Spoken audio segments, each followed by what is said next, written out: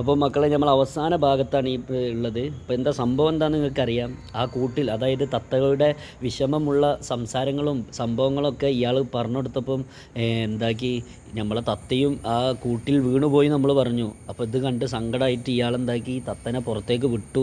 പുറത്തേക്ക് വീണ ഉടനെ അത് പറന്ന് ഒരു മരത്തിൻ്റെ കൊമ്പിന്മേൽ വന്നിരുന്നു നമ്മൾ പറഞ്ഞില്ലേ. അപ്പോൾ ഇത് കണ്ടപ്പം മാലിക് ആകെ ബേജാറ്, ഇത് എന്താ ഇപ്പോൾ നടക്കുന്നതെന്ന്. അപ്പം തൂത്ത പറയാണ്, ഇതാണ് തത്തയുടെ എന്താ പറയുക സൂത്രം എന്ന് പറഞ്ഞത്. ഇതാ, മേരി കോംവാലെ, എൻ്റെ നാട്ടുകാരനായ തൂത്തേനെ ഒരു തത്ത മുജേ എനിക്ക് സബക്ക് ദിയാത്ത ഒരു പാഠം പഠിപ്പിച്ച് തന്നിട്ടുണ്ടായിരുന്നു. KM തന്നാൽ നീ ആ പഠിപ്പിച്ച പാഠം എന്താ പറയുക, നീ അപ്പനെ മീറ്റേ ബോൽ, നിൻ്റെ മധുരമുള്ള വാക്കുകളും ഓർ പ്യാരി ബാത്തേൻ, പ്രിയം നിറഞ്ഞ സംസാരങ്ങളും ചോടുതേ, ഉപേക്ഷിക്കൂ. ശരിയല്ലേ?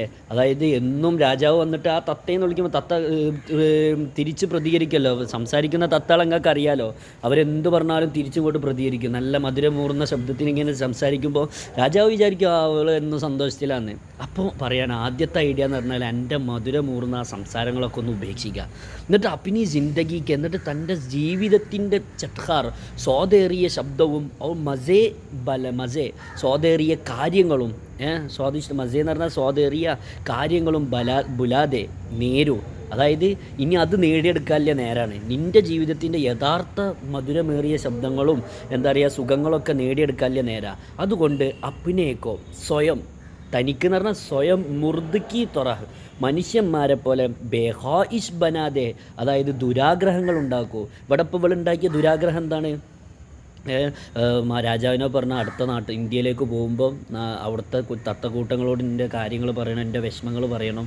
അപ്പോൾ അത് കണ്ടിട്ട് ആ വിഷമം കാണുമ്പോൾ അവിടുത്തെ തത്തകൾ വീണ് മരിച്ചു പോയത് കണ്ടല്ലോ. അത് കണ്ടിട്ട് ഇയാൾക്ക് ഭയങ്കര, ഇവിടെ അഭിനയം ഉണ്ടാക്കാണ്. അപ്പോൾ അത് കണ്ടപ്പോൾ മാലിക്കിന് വല്ലാത്ത സങ്കടം ഉണ്ടായി. ആ മാലിക്കിന് ഭയങ്കര സങ്കടം തോന്നി. അപ്പോൾ അതുകൊണ്ടാണ് എന്തായത്, അതൊക്കെ ഒരു ഐഡിയ ആണ്.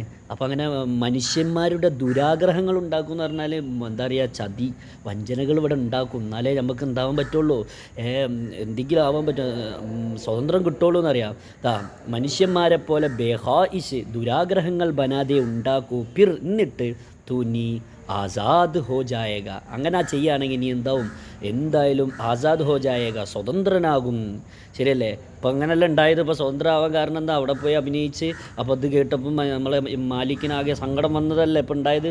അങ്ങനെ ഇത് പറഞ്ഞ് ഓർ ഉട്കർ, ഉയർന്നിട്ട്, അതായത് പറഞ്ഞിട്ട് അപ്പിനെ വക്ൻ, തൻ്റെ നാടായ ഇന്ത്യയിലേക്ക് റവാന ഹോഗയ, മടങ്ങിപ്പോയി. ഇങ്ങനെ അപ്പം ഉണ്ടായത്. ഓക്കെ, ഇതാണ് നമ്മളെ തത്തയുടെ ചാലാക്കി, അതായത് തത്തയുടെ സൂത്രം. മനസ്സിലായിട്ടുണ്ടാവും വിചാരിക്കും. ഇല്ലെങ്കിൽ എല്ലാവരും എന്തായാലും പേഴ്സണലായിട്ട് ബന്ധപ്പെടാം. അസ്സലാമു അലൈക്കും.